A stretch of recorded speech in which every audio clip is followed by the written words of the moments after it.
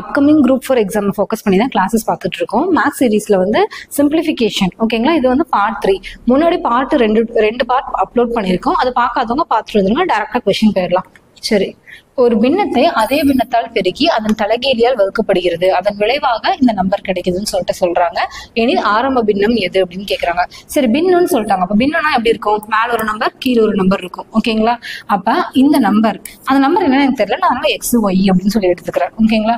இந்த நம்பரை அதே நம்பரால பெருக்கி அதுக்கப்புறம் இதோட தலைகீழி அப்படின்னா என்ன? ஒய் பை எக்ஸா, y by x நான் வகுக்கிறேன். வகுக்கும் போது தான் எனக்கு என்ன நம்பர் கிடைக்குதுன்னா 18 26/27 அப்படின்னு சொல்லி கிடைக்குது, ஓகேங்களா.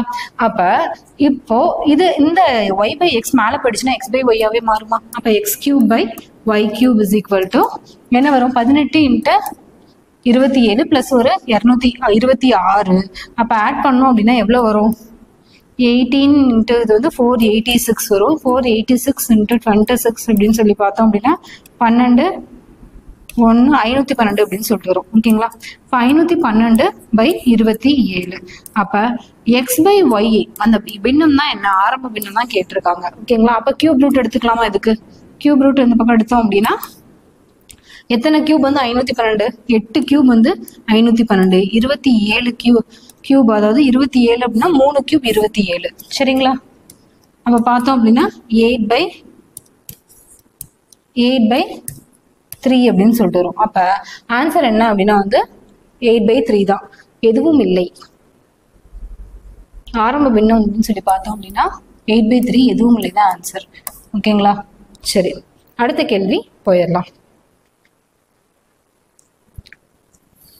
ஓகே,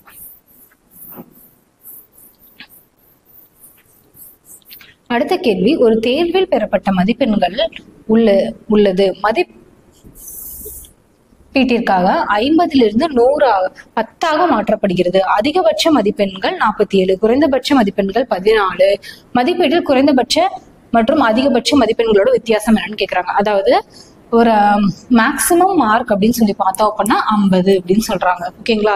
இந்த 50 நான் என்ன பண்றேன் அப்படின்னா வந்து கால்குலேஷனுக்காக இப்போ எப்படி 5 சப்ஜெக்ட்ல 500 மார்க் வாங்குறோம், ஓகேங்களா. அதை வந்து 100க்கு கன்வெர்ட் பண்றாங்க. அந்த மாதிரி வந்து 50 வந்து நான் என்ன சொல்றேன் 10 அப்படின்னு சொல்லிட்டு 10க்குள்ள நான் கொண்டு வந்துடுறேன். அப்ப 2 மார்க்க சொல்றாங்க. ஒண்ணு வந்து மேக்சிமம் மார்க் 47, குறைந்தபட்ச மார்க் அப்படின்னு சொல்லி பார்த்தோம் அப்படின்னா 14 அப்படின்னு சொல்லிட்டு 2 சொல்றாங்க. அப்ப இதை வந்து நான் 10க்குள்ள கொண்டு வரணும், ஓகேங்களா. அப்ப 50 தான் 10 அப்படின்னா வந்து 47 எவ்வளோ அப்படின்னு நான் கால்குலேட் பண்ணணும். அப்ப இதுவும் கேன்சல் ஆயிருமா? கேன்சல் ஆயிரும். அதுக்கப்புறம் x is equal to 47/5, ஓகேங்களா. கேன்சல் பண்ணலாமா? 9 டைம், அதுக்கப்புறம் 45 2 வரும். அப்ப 4 5 20, ஓகேங்களா. x is equal to 9.4 அப்படின்னு சொல்லிட்டு ஃபர்ஸ்ட் மார்க். இது எந்த மார்க்? 47 அப்படிங்கிற மார்க்கை 10க்குள்ள கொண்டு வந்தா 9.4 வரும். அதுக்கு அடுத்து 14 அப்படிங்கிற மார்க் இருக்கு. அந்த மார்க்கை வந்து என்ன பண்ணணும்? அதே மாதிரி கொண்டு வரணும். அப்ப என்ன வரும்? இது மாதிரி போட்டோம் அப்படின்னா என்ன வரும்? 14/5 வரும், ஓகேங்களா. 14/5 அப்படின்னு சொல்லி போட்டோம் அப்படின்னா 2 டைம் பண்ணோம் அப்படின்னா 10, 4 அப்படின்னா 8 டைம் வரும், ஓகேங்களா. இப்போ 2.8 அப்படின்னு சொல்லிட்டு வரும். 2.8, ஓகேங்களா. அப்போ என்ன கேட்டிருக்காங்க? அதிகபட்ச மற்றும் குறைந்தபட்ச மதிப்பெண்களோட வித்தியாசம் தான் கேட்டிருக்காங்க. அப்ப 9.4 - 2.8 அப்படின்னு சொல்லி பார்த்தோம் அப்படின்னா இது 8 14 அப்படின்னா 6.6 அப்படின்னு சொல்லிட்டு தான் வரும், ஓகேங்களா. அப்ப ஆன்சர் என்ன அப்படின்னா வந்து 6.6. இதுக்கு எப்படி கன்வெர்ட் பண்ணணும்? அதே மாதிரிதான் இதை வந்து எப்பவும் போல இப்படி கூட எழுதி கன்வெர்ட் பண்ணலாம். நான் டைரக்டா இந்த ஸ்டெப் தானே அடுத்து வர போகுதுங்கிறதுனால டைரக்டா இந்த இடத்துல 14 வரும் போட்டிருக்கேன், ஓகேங்களா. சரி, அடுத்த கேள்வி போயிடலாம்.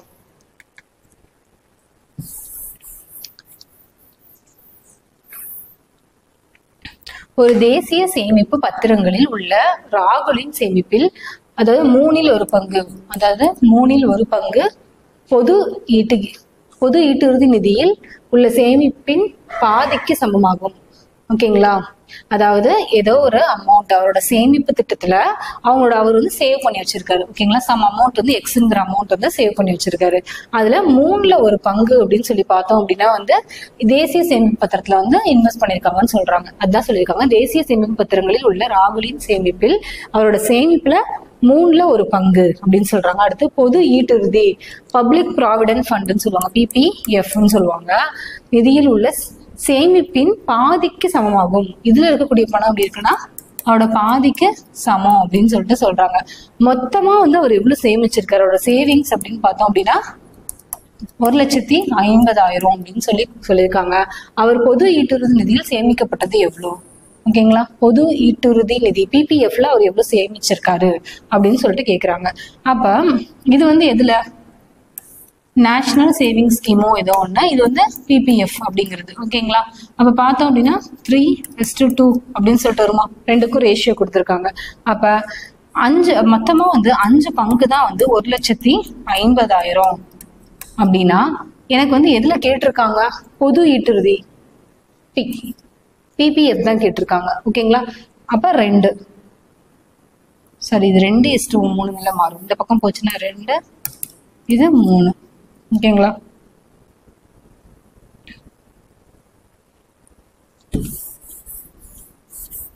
மாத்தி போட்டேன். அதாவது நேஷனல் சேவிங் ஸ்கீம், இன்னொன்று வந்து PPF.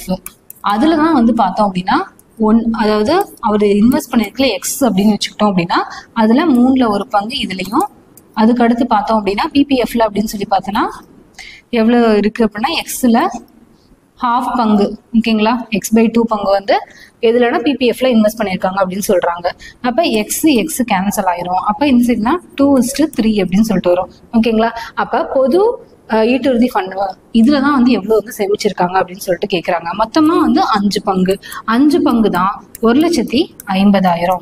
ஓகேங்களா, அப்ப ஒரு பங்கு எவ்வளோ, இது கேன்சல் பண்ண அப்படின்னா 30,000 அப்படின்ட்டு வருங்களா, 30,000 அப்படின்னு சொல்லி வரும். எனக்கு வந்து PPFல மட்டும் எவ்வளோ அப்படின்னா 3 பங்கு. அப்ப 90,000 × 3 பண்ண அப்படின்னா என்ன வரும், 90,000 அப்படின்னு சொல்லிட்டு ஆன்சர் வந்துடும். ஓகேங்களா, சரி, இந்த இடத்துல என்னன்னா கொஞ்சம் முன்னாடி மாத்தி போட்டேன், வேற ஒண்ணும் இல்லை. சரி, அடுத்த கொஸ்டின் போயிடலாம்.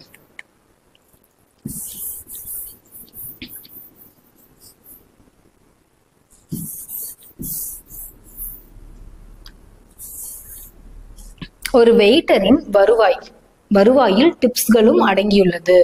ஒரு வாரத்தில் அவரது டிப்ஸ் வந்து வருவாயில் 4/5 ஆகிறது எனில் டிப்ஸின் மூலம் வரும் வருவாயின் பங்கு என்ன அப்படின்னு சொல்லி கேக்குறாங்க. சரி, ஒருத்தரோட இன்கம் வந்து எப்படி இருக்கான் அப்படின்னா, அதாவது அவருக்கு வரக்கூடிய சேலரி, அதாவது வருவாயில் அவருடைய சேலரி பிளஸ் அவருக்கு டிப்ஸ் ரெண்டுமே சேர்ந்துருக்கு அப்படின்னு சொல்றாங்க. ஒரு 1 வீக்குக்கு வந்து எவ்வளவு டிப்ஸ் வருது அப்படின்னு சொல்லி பார்த்தோம் அப்படின்னா வந்து டிப்ஸ் மட்டும் 4/5 பங்கு, அதாவது 4 பங்கு வருவாய் அப்படின்னு சொல்லி பார்த்தோம். அவரோட வருவாயில தான் சொல்றாங்க டிப்ஸ் எவ்வளவு இருக்குன்னு. அதுல 5 பங்கு வந்து டிப்ஸ். அப்ப வந்து வருவாயை விட அதிகமா டிப்ஸ் வருது. அப்ப மொத்தமா அப்படின்னு சொல்லி பார்ப்போம், டிப்ஸின் மூலம் வரும் பங்கு என்ன அப்படின்னு சொல்றாங்க. அப்ப எவ்வளவு ஒரு மொத்தமா வந்து அவருக்கு கிடைக்கக்கூடிய பணம் அப்படின்னா 9, அதாவது 5 + 4 இது ரெண்டுமே சேர்ந்ததானே அவருக்கு வந்து கிடைக்கக்கூடிய இன்கம். ஓகேங்களா, அதுல அவரோட டிப்ஸோட பங்கு மட்டும் பார்த்தோம் அப்படின்னா வந்து 5 பங்கு. ஓகேங்களா, அப்ப 5/9 தான் ஆன்சர். அப்ப தெளிவா வந்து கொஸ்டினை படிச்சுக்கணும், ஒரு டைமுக்கு 2 டைம் படிச்சுக்கணும். அடுத்த கேள்வி போயிடலாம்.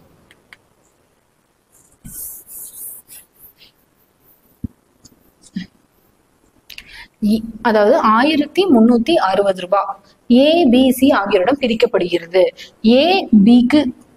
A வந்து Bக்கு கிடைப்பதில் 2/3 பங்கும், B வந்து Cக்கு கிடைப்பதில் 1/4 பங்கும் பெறுகிறார். Bயின் பங்கு என்னன்னு கேக்குறாங்க.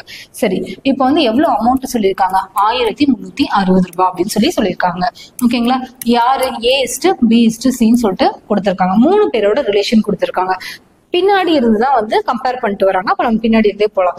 இவர் எவ்வளவு அப்படின்னா 1 பங்கு அப்படின்னு சொல்லி பார்த்தோம் அப்படின்னா B வந்து எவ்வளவு, B வந்து Cக்கு கிடைப்பதில் 1/4 பங்கு. 1னா 4ல 1 பங்கு பியோட ஷேரு. அதுக்கு அடுத்து A எப்படி இருக்குன்னா Bக்கு கிடைப்பதில் 2/3 பங்கு. இப்ப Bக்கு கிடைக்கிறது என்னது 1/4. இதுல 2ல 3 பங்கு.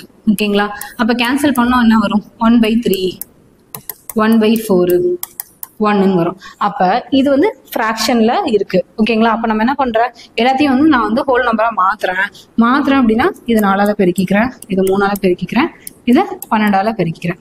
அப்ப கீழே வந்து அதே தானே வரும், 12 கீழே டினாமினேட்டர் வரும். அப்ப கீழே இருக்கிறது எல்லாமே கேன்சல் ஆயிரும், மேல இருக்கிறது மட்டும் 4:3:12. அதாவது சி மொத்த தொகையில பார்த்தோம் அப்படின்னா சிக்கு தான் அதிகமா கிடைக்குது. அவன் கேட்டிருக்கிறது என்னது அப்படின்னு பார்த்தோம்னா பியோட பங்கு. அப்ப மொத்தமா இருக்கக்கூடிய பங்குகள் அப்படின்னு சொல்லி பார்த்தோம்னா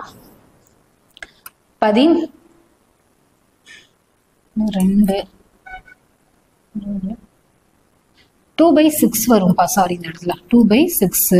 அப்ப வந்து 2 டைம் போட்டாவே போதும், 4 டைம் போட தேவையில்லை. ஓகேங்களா? ஓகே, 2 டைம் போட்டாவே போதும். இந்த இடத்துல ஒரு 2 இருக்கு, நான் அதை விட்டுருக்கேன். சரி, அடுத்து வந்து பார்த்தோம் அப்படின்னா வந்து அவருக்கு மொத்தமா இருக்கக்கூடிய பங்கு அப்படின்னு சொல்லி பார்த்தோம்னா 17 பங்கு. அந்த 17 பங்கு தான் வந்து எவ்வளோன்னா 1360 அப்படின்னு சொல்லிட்டு சொல்றாங்க.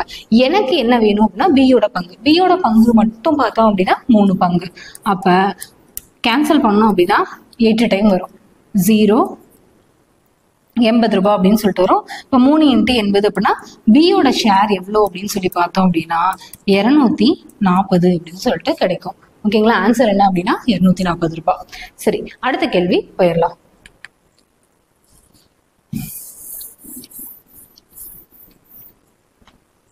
ஒரு தொட்டியில் 4ல் ஒரு பாகத்தில் 135 லிட்டர் தண்ணீர் உள்ளது. ஓகேங்களா? அதாவது 4ல் ஒரு பங்கு, ஒரு தொட்டி இருக்கு, ஒரு டேங்க் இருக்கு, அந்த டேங்க்ல எடுத்துக்கணும் அப்படின்னா 4ல் ஒரு பங்கு தண்ணியோட அளவு வந்து 135 லிட்டர் அப்படின்னு சொல்லியிருக்காங்க. அப்ப மொத்த தொட்டியும் நம்பணும் அப்படின்னா எவ்வளோ, ஒரு பங்கு 135னா மீதி 4 பங்கு எவ்வளோன்னு நான் பார்க்கலாமா? அப்ப 2 பங்கு அப்படின்னா 270, 27 20னா 540, மொத்தமா வந்து 4 பங்கு எவ்வளோ அப்படின்னா 540 லிட்டர் ஃபுல் டேங்க். ஓகேங்களா? சரி, இதை நான் சும்மா கண்டுபிடிச்சு வச்சுக்கிறேன். அடுத்த கேள்வி என்ன பண்ணுது, 180 லிட்டர் தண்ணீர் இருந்தா அந்த டேங்க் ஃபுல் ஆகணும் அப்படின்னா வந்து எவ்வளவு இருக்கணும், 540 லிட்டர் இருக்கணும். இதுல 180 பாதி அமௌண்ட் தண்ணி மட்டும் இருக்கு, 180 லிட்டர் மட்டும் இருந்தால் எவ்வளவு பாகம் நிறையும், எவ்வளவு போர்ஷன் வந்து நிறைஞ்சிருக்கும். அப்ப டோட்டலா வந்து அவரோட கெப்பாசிட்டின்னு பார்த்தா 540, அதுல 180 எவ்வளோ அப்படின்னு சொல்லி பார்க்கணும். ஓகேங்களா? அப்ப இது கேன்சல் பண்ணிடலாம். 9ஆல கேன்சல் பண்ணலாமா? 2 டைமு, அப்ப 6 டைம், இப்ப 2/6. அப்ப திரும்ப கேன்சல் பண்ணோம் அப்படின்னா 1/3 அப்படின்னு சொல்லி வரும். ஓகேங்களா? அப்ப 180 லிட்டர் அப்படிங்கிறது அந்த டேங்க்ல 3ல் ஒரு பங்கு தண்ணி இருக்கும். ஓகேங்களா? ஆன்சர் வந்து பார்த்தோம் அப்படின்னா பாம்பே தான். சரி, அடுத்த கேள்வி போயிடலாம்.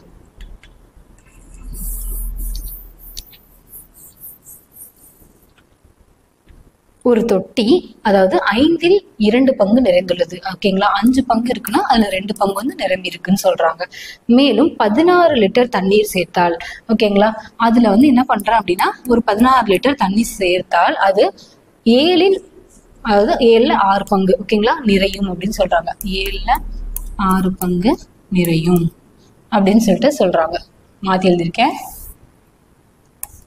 7ல் 6 பங்கு நிறையும். தொட்டியின் கொள்ளளவு எவ்வளோ, அதோட கெப்பாசிட்டி எவ்வளோ, மொத்த கெப்பாசிட்டி அப்படின்னு சொல்லி பார்த்தோம் அப்படின்னா அதுதான் நான் எக்ஸ்ன்னு எடுத்திருக்கேன். ஓகேங்களா? அப்ப பார்த்தோம் அப்படின்னா எக்ஸ் எல்லாம் ஒரு சைட் கொண்டு போயிடலாமா? 16 6/7x மைனஸ் 2/5x. ஓகேங்களா? அப்ப 35 தான் காமன் இதா. அப்ப 5ஆல இங்க 7ஆல பெருக்கிறேன். அப்ப 5 6 30, 7 2 14, கீழே வந்து 35. அப்ப 30ல் 14 போயிடுச்சு அப்படின்னா 6 + ஒரு 16/35. ஓகேங்களா? இங்க வந்து பார்த்தோம் அப்படின்னா 16 அப்படின்னு சொல்லிட்டு இருக்கு இந்த பக்கம். அப்ப 16 கேன்சல் ஆயிரும். அப்ப எக்ஸ் மட்டும் என்ன அப்படின்னு சொல்லி பார்த்தோம் அப்படின்னா X is equal to 35 litre அப்படின்னு சொல்லி கிடைக்கும். அப்ப அந்த தொட்டியோட கொள்ளளவு எவ்வளோ அப்படின்னு சொல்லி பார்த்தோம்னா 35 லிட்டர் தான். ஏன்னா அதோட மொத்த கொள்ளளவு தான் நம்ம ஃபர்ஸ்டே வந்து எக்ஸ்ன்னு எடுத்திருக்கேன். எக்ஸ் தான் வந்து அதோட மொத்த கொள்ளளவு அப்படின்னு சொல்லி எடுத்திருக்கேன். அப்புறம் ஈக்குவேஷன் ஃபார்ம் பண்ணி சப்ஸ்டியூட் பண்ண ஆன்சர் வந்துடும். சரி, அடுத்த கேள்வி போயிடலாம்.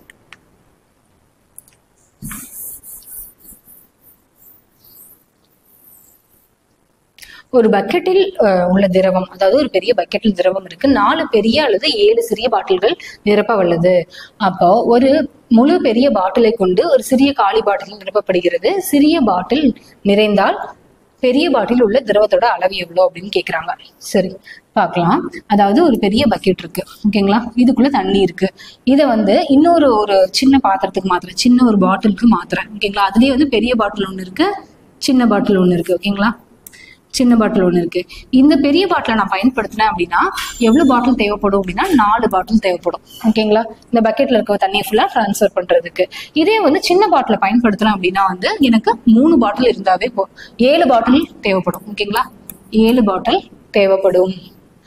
அப்புறம் என்ன கொடுத்துருக்காங்க அப்படின்னா, இப்ப என்ன பண்றாங்க அப்படின்னா அடுத்த கேள்வி என்ன கேட்கறாங்க அப்படின்னா, இதுல வந்து ஒரே ஒரு பாட்டில் எடுத்துக்கிறேன், பெரிய பாட்டில் இருந்து ஒரு சின்ன பாட்டிலுக்கு நான் தண்ணியை நிரப்பிட்டேன் அப்படின்னா இதுல பேலன்ஸா வந்து எவ்வளவு வந்து இந்த பெரிய பாட்டில்ல மீதி தண்ணி இருக்கும் அப்படின்னு சொல்லி கேட்கறாங்க. பெரிய பாட்டில் உள்ள திரவத்தோட அளவு எவ்வளவு அப்படின்னு சொல்லி கேட்கறாங்க. சரி, இப்போ இதோடைய கெப்பாசிட்டி அப்படின்னு சொல்லி பார்த்தோம் அப்படின்னா எக்ஸ், இந்த டேங்கோட இந்த பக்கெட்டோட கெப்பாசிட்டி எக்ஸ். அப்ப இந்த பாட்டிலோட கெப்பாசிட்டி இந்த மாதிரி இதை ஃபுல்லா வந்து நான் நிரப்பணும் கூட 4 பாட்டில் தேவைப்படுமா. அப்ப மொத்தமா வந்து 4 பாட்டில் இருந்துச்சு அப்படின்னா இந்த டேங்க் என்னால நிரப்பிடலாம். அப்ப ஒரு பாட்டிலோட கெப்பாசிட்டி அப்படின்னா 4/x, 4/x, sorry x/4, x/4 மொத்தமா வந்து இதோட எக்ஸ் அப்படின்னா ஒரே ஒரு பாட்டிலோட கெப்பாசிட்டி 4 பாட்டில் இருந்தா இதை நிரப்பிடலாம். அப்ப ஒரு பாட்டிலோட கெப்பாசிட்டி அப்படின்னா வந்து அந்த எக்ஸ்ல 4. இதே வந்து இது வந்து பெரிய பாட்டில், லார்ஜ் பாட்டில் நான் எடுத்துக்கிறேன். இதே ஸ்மால் பாட்டில் அப்படின்னு எடுத்துக்கிட்டேன் அப்படின்னா வந்து 7 பாட்டில் தேவைப்படும். 7 பாட்டில் இருந்தா 7 பாட்டில ஃபில் பண்ண அப்படின்னா ஃபுல்லா ஃபில் ஆயிரும். அப்ப மொத்தமா வந்து அதோட கெப்பாசிட்டி அப்படின்னா எக்ஸ் ஓகே. ஒரு பாட்டிலோட கெப்பாசிட்டி அப்படின்னு சொல்லி பார்த்தோம் அப்படின்னா வந்து x/7 ஓகேங்களா. அப்ப 7 பாட்டில் ஃபுல்லா நான் ஃபில் பண்ணா அந்த எக்ஸ் அமௌண்ட் வந்து ஃபில் ஆயிரும். அப்போ ஒரு பாட்டிலுக்கு எவ்வளோ x/7 அப்படின்னு சொல்லிட்டு வரும் ஓகேங்களா, x/7. இப்போ இந்த பெரிய பாட்டில இருந்து சின்ன பாட்டில் தண்ணி ஊத்துறேன் ஓகேங்களா. அப்ப x/4ல இருந்து x-7 அப்படிங்கிற அமௌண்ட் வந்து வெளியே போயிருமா ஓகேங்களா. இதை வந்து ஃபில் பண்ணுவேன். அப்ப கிராஸ் மல்டிப்ளை பண்ணலாமா, 7 இங்க 4, அப்ப 3x/28 வரும் ஓகேங்களா. 3x/28 அப்படின்னு சொல்லி வரும். இது என்ன அப்படின்னா வந்து அந்த சிறிய பாட்டில், இது லார்ஜ் பாட்டில்ல மீதி இருக்கக்கூடிய அமௌண்ட் ஓகேங்களா. இப்போ இதை நான் அப்படியே சொல்லலாமா அப்படின்னா அப்படி சொல்லக்கூடாது. பெரிய பாட்டிலோட கெப்பாசிட்டி எவ்வளோ, பெரிய பாட்டிலோட கெப்பாசிட்டி வந்து x/4. அப்ப இது மேல போயிடுச்சு அப்படின்னா x கேன்சல் ஆயிரும். 3/28 மேல வந்து 4 வந்துடும். அப்ப 7, 7 28, அப்ப 3/7 அப்படின்னு வரும். அதாவது எவ்வளவு பங்கு வந்து மீதி இருக்கும் அப்படின்னா மொத்தமா 7 பங்கு இருக்கு அப்படின்னா வந்து அதுல 3 பங்கு வந்து நிரம்பி இருக்கும் ஓகேங்களா. அதான் கேட்டிருக்காங்க. பெரிய பாட்டிலையும் உள்ள திரவ அளவு வந்து 7ல 3 பங்கு. கொஞ்சம் ட்ரிக்கியா இருக்கும், ஆனா கொஞ்சம் பொறுமையா பாத்தீங்கன்னா ஆன்சர் வந்துடும். சரி, அடுத்த கேள்வி போயிடலாம்.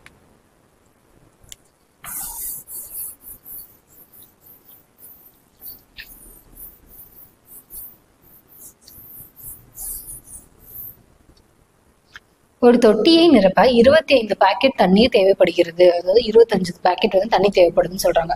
அதே மாதிரி கொஸ்டின் தான், ஒரு தொட்டி இருக்கு ஓகேங்களா. இதோட கொள்ளளவு அப்படின்னு சொல்லி பார்த்தோம் அப்படின்னா 25 பாக்கெட் வந்து தண்ணி தேவைப்படுது அப்படின்னு சொல்லி பக்கெட் தண்ணி தேவைப்படுதுன்னு சொல்றாங்க. அதுக்கடுத்து அதே தொட்டியை அதன் தற்போதைய கொள்ளளவு 5ல் 2ஆக குறைந்தால் எத்தனை பக்கெட் நீர் நிரப்ப வேண்டும், எத்தனை பக்கெட்டுகள் நீர் நிரப்ப வேண்டும் அப்படின்னு சொல்லி கேட்டிருக்காங்க. ஒரு தொட்டியை நிரப்பணும் அப்படின்னா எனக்கு 25 பக்கெட் தேவைப்படும். ஒருவேளை அதோடைய கொள்ளளவு, அந்த பக்கெட்டோடைய கொள்ளளவை வந்து என்ன பண்றாங்க அப்படின்னா வந்து குறைச்சிடுறாங்க. அது 2ல் 5ஆக குறைச்சிடுறாங்க ஓகேங்களா. 5ல் 2 பங்கு குறைச்சிடுறாங்க. குறைச்சிட்டாங்க அப்படின்னா எத்தனை பக்கெட் வந்து தண்ணி தேவைப்படும் அப்படின்னு சொல்லிட்டு கேட்கறாங்க. சரி ஓகே, இப்போ இதோட கொள்ளளவு அப்படின்னா 25 பாட்டில வந்து நான் ஃபில் பண்ணேன் அப்படின்னா எனக்கு வந்து கிடைக்கும் ஓகேங்களா. அப்ப அந்த பக்கெட்டோட கொள்ளளவு அப்படின்னு சொல்லி பார்த்தோம் அப்படின்னா 25 × x. பக்கெட்டோட கொள்ளளவு அப்படின்னா x. இந்த தொட்டி ஃபுல்லா நப்பணும் அப்படின்னா 25x ஓகேங்களா. அப்போ இந்த 25x என்ன பண்றாங்க அப்படின்னா வந்து ஓகே மொத்தமா அந்த தொட்டியோட கொள்ளளவு இதுல வந்து 2ல் 5ல் 2 பங்கா குறைக்கிறாங்க. அப்போ 5 2 ஓகேங்களா இன்ட்டு எக்ஸ். அந்த பக்கெட்டோட சைஸை குறைச்சிடுறாங்க. அப்போ குறைச்சிட்டா எவ்வளோ ஆகும் அப்படின்னு சொல்லிட்டு தான் கேட்குறாங்க. எத்தனை இது ஆகும் அப்படின்ட்டு.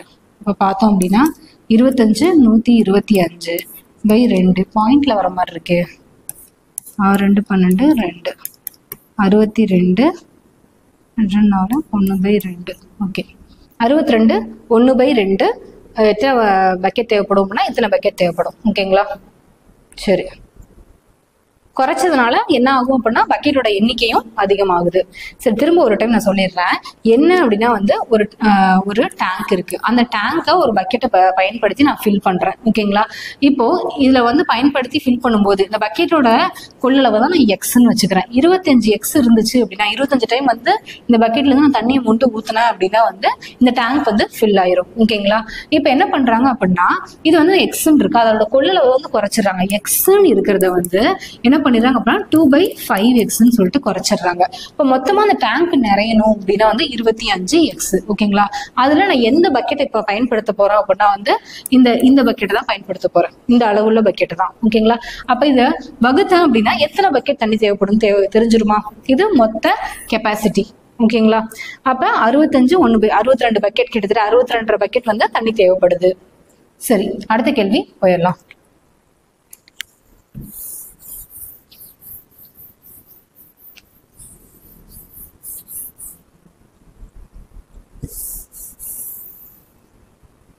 ஓகே, தன்னிடம் உள்ள தொகையில் 4இல் ஒரு பங்கை, அதாவது 4 பங்குல ஒரு பங்கை யாரு? மைக்கேல், பீட்டர் அப்படிங்கிறவர். ஓகேங்களா?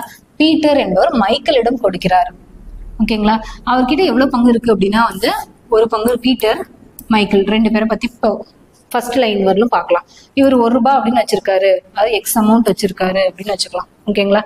அதுல எக்ஸ்ல 4ல் ஒரு பங்கு வந்து மைக்கேல் கிட்ட கொடுத்துட்றாங்க. அதுக்கடுத்து பீட்டரிடம் இருந்து பெறப்பட்ட தொகை எவ்வளோ? x/4 தொகையில் பாதியை ஷாமிடம் கொடுக்கிறார். ஷாம் கிட்ட இதுல பாதி, அப்ப x/8 அப்படிங்கிற அமௌண்ட்டை வந்து ஷாம் கிட்ட கொடுக்குறாங்க. ஓகேங்களா? அதுக்கு ஷாமிடம் மைக்கேல் வந்து தருகிறார்.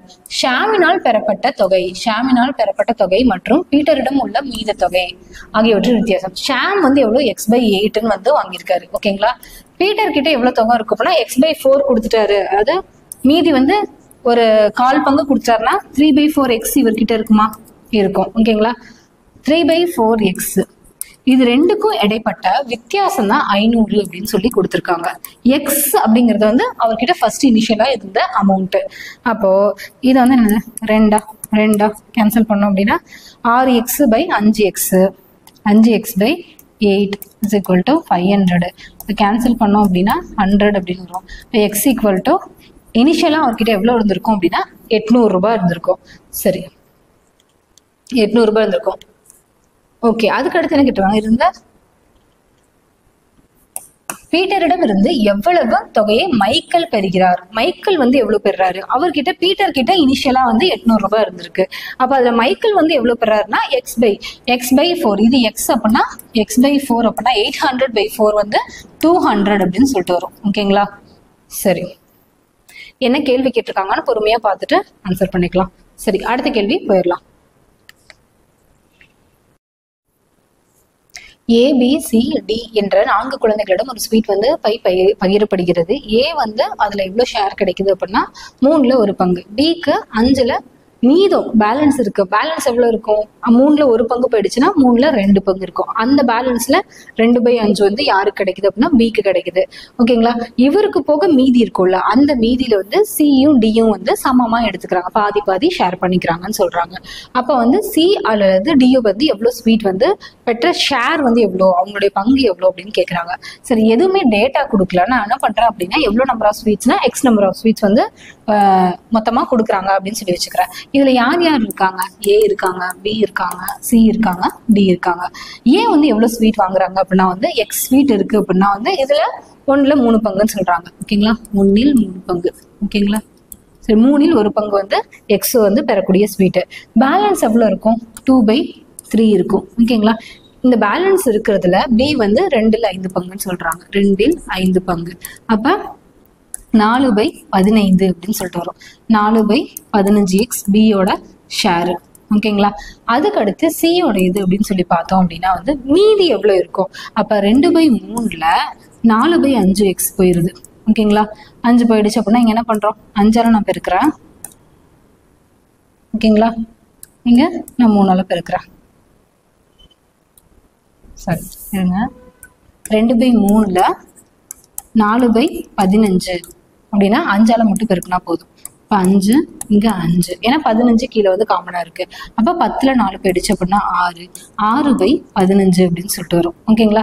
அப்போ கேன்சல் பண்ணோம் அப்படின்னா வந்து 2 3 6 5 15, 2/5 அப்படிங்கிறது மீதி இருக்கக்கூடிய ஷேரு. ஓகேங்களா? மீதி இருக்கக்கூடிய ஷேர் இது வந்து எப்படின்னா மொத்தமாக இருக்கக்கூடியது. 2 பேர் வந்து பகிரணும் அப்படின்னா வந்து வகுத்தல் 2ஆ, அப்போ என்ன வரும்? 2க்கு 2 போயிடும். அப்போ 1/5 அப்படிங்கிறது தான் வந்து 2 பேருடைய ஷேர். அப்போ அதான் கேட்டிருக்காங்க.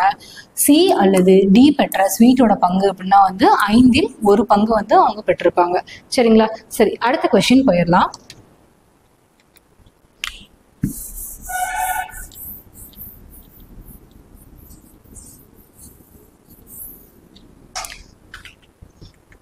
ஓகே, ஒரு ஹோட்டலில் இரவு சாப்பாட்டை 3 நண்பர்கள் உண்கிறார்கள் அப்படின்னு சொல்றாங்க. ஓகேங்களா? சாப்பாட்டு பில் வந்ததில் வீணா போல அமிதா வந்து 2ல் 3 பங்கும், தன்யாவை போல வீணா வந்து 1ல் 2 பங்கும் செலுத்துகிறார். வீணா செலுத்திய பங்கு எவ்வளோ? சரி, வீணா, அமிதா, தன்யா. ஓகேங்களா? 3 பேர் இருக்காங்க. ஓகேங்களா? பின்னாடி இருந்தா ரிலேஷன் வர மாதிரி இருக்கு.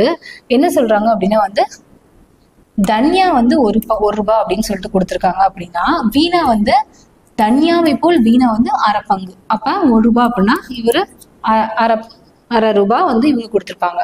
யாரு? தன்யா தன்யாவை போல் வீணா வந்து 1/2. தன்யா போல் வீணா தான் இங்க வரும். ஓகே, இங்க அமிதா. அடுத்து வந்து அதுக்கடுத்து வீணாவை போல அமிதா வந்து 3ல் 2 பங்கு. வீணா எவ்வளோ? 1/2 பங்கு கொடுத்துருக்காங்க. அப்படின்னா அதுல 3ல் 2 பங்கு பை ஹாஃப். அப்ப 1/3 அப்படின்னு சொல்லிட்டு வருமா? 1/3, 1/2, 1ன்னு வரும். அப்ப காமனா எல்சிஎம்னா 6 தான். அப்ப இங்க 6 வரும், இங்க 3 வரும், இங்க 2 வரும். அப்ப 2:3:6. ஓகே, அதுக்கடுத்து வீணா செலுத்திய பங்கு எவ்வளோ அப்படின்னு சொல்றாங்க. வீணா எவ்வளோ செலுத்துறாங்க அப்படின்னு சொல்லி கேட்குறாங்க. மொத்தமா வந்து எவ்வளோ செலுத்திருக்காங்கிறத பார்க்கலாம். இப்போ 11 ரூபாய் செலுத்திருக்காங்க. அதுல வீணாவோட ஷேர் மட்டும் எவ்வளோ அப்படின்னா வந்து 3 ரூபாய். அதிகமா வந்து யார் செலுத்திருக்காங்கன்னு கேட்டாங்க அப்படின்னா தன்யா தான் 6 ரூபாய் செலுத்திருப்பாங்க. சரி, இன்னைக்கு வந்து எத்தனை கொஸ்டின்ஸ் பார்த்தோம் அப்படின்னா வந்து 12 கொஸ்டின்ஸ் பார்த்தோம்.